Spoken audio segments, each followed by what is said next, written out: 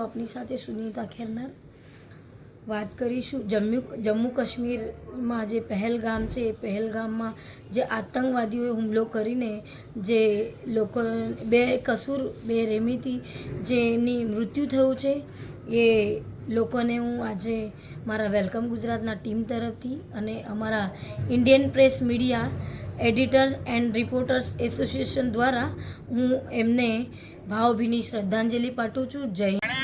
Identity card જોઈજો ને એટલે એને ફિક્સ ટાર્ગેટ આપવામાં આવ્યો હતો તારે આ વ્યક્તિને મારવાના છે કારણ આતંકવાદી આવે ને તો ટાર્ગેટ હોય AK-47 લઈને આવ્યો હતો એ 150-200 ને બી ગોળી મારી શકતો હતો એટલે એને આઈડેન્ટિટી વિચારો કે આ શું સૂચન છે આ શું સૂચવી રહ્યું છે શું આપણી સુરક્ષા એજન્સીમાં ખામી છે આ પ્રી પ્લાનિંગ જે આ ઘટના ઘટિત કરવામાં આવી આખા ભારતને હચમચાઈ મૂકે તો એ શું સંદેશો આપવા માંગે છે એ ઘટના કરનાર ખૂબ જ તપાસનો વિષય છે અને સમગ્ર ભારતીયોએ આ બાબતે ચિંતા પ્રગટ કરીને ગંભીર થવું જોઈએ કારણ કે આ રીતે ઇરાદાપૂર્વક જો સિક્યુરિટી મિસ્ટેક થઈ હોય તો આ સૌ માટે વિચારવાનો વિષય છે। શું કહેવું?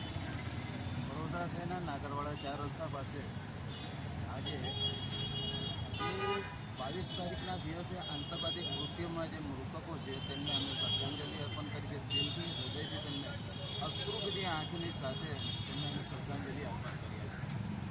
અને સવાલ એ થાય છે કે 22 તારીખે આતંકવાદી જે કૃત્ય આટલું મોટું કાંડ થયું જે દુઃખદ ઘટના બની છે તે વિશે વિચારવા જેવી વાતો છે। 22 તારીખના દિવસે જે આ કૃત્ય થયું તે વખતે અમારી સેના ક્યાં ગઈ, ઇન્ટેલિજન્સ સુરક્ષા કર્મીઓ ક્યાં ગયા હતા? 7 દિવસ પહેલાંથી તે જગ્યા પરથી આ આર્મી સેના અમારી કેમ હટાવી લેવામાં આવી? આ સવાલ ઘણા બધા પ્રશ્નો ઊભા કરે છે જેના કારણે એમના પરિવારોને આ જે ભોગવવામાં આવ્યું છે તે ઘણું દુઃખદ કહેવાય। અમે તે લોકોની સાથે છે કે જ્યારે બી એમની જરૂર પડશે ત્યારે અમે એમની સાથે રહીશું અને પ્રશાસનને બી અમે કહેવા માંગીએ છીએ કે અત્યાર સુધી પુલવામાના અંદર જે કાંડ થયું હતું, જે 42 અમારા સૈનિકો ઓફ થયા હતા ત્યારે બી સગળ કોઈ મળ્યા ન હતા। આજે 5 દિવસ પૂરા થવા આવ્યા છે, અત્યાર સુધી પણ કોઈ સગળ મળ્યા નથી। તો આતંકવાદી ક્યાં ગયા?